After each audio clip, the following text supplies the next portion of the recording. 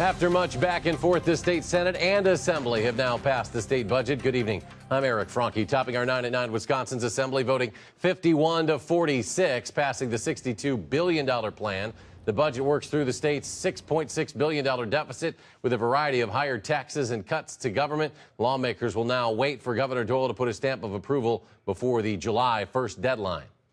Well, this has been a long journey, and it's been a long journey for Democrats and Republicans, both the Assembly and the Senate, and I think the important thing now is to move forward.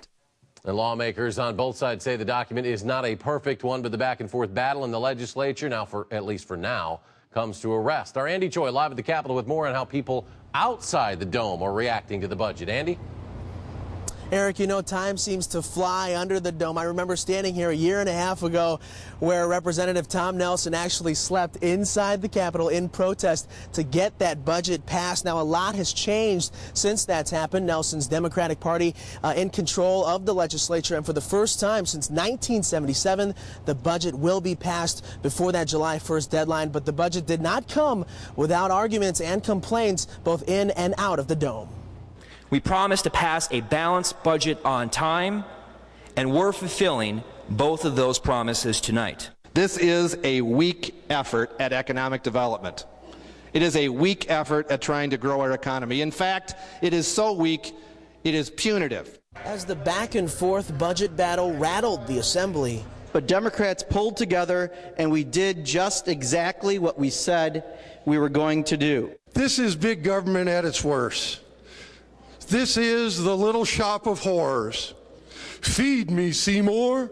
Those piecing together the budgets of everyday life chimed in on the state's numbers. It's going to be a deficit on the people, burden on the people for taxes and stuff. Charles Dish worries the budget has too many tax hikes, and he's glad Governor Doyle's proposal to tax oil companies did not come through. We're going to pay for it sooner or later anyways. If that would have passed, and they put that in there, the oil companies are just going to tack it onto the pumps.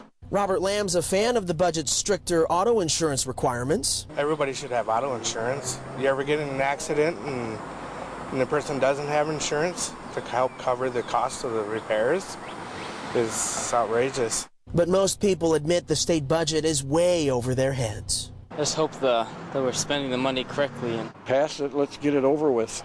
We've been goofing around long enough. Right?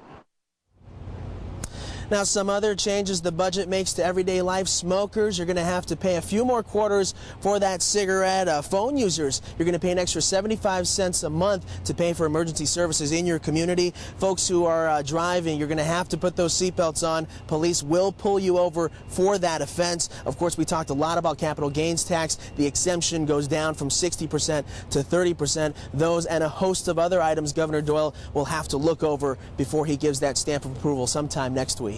All right, News 3's Andy Choi live at the state capitol tonight. Andy, thank you.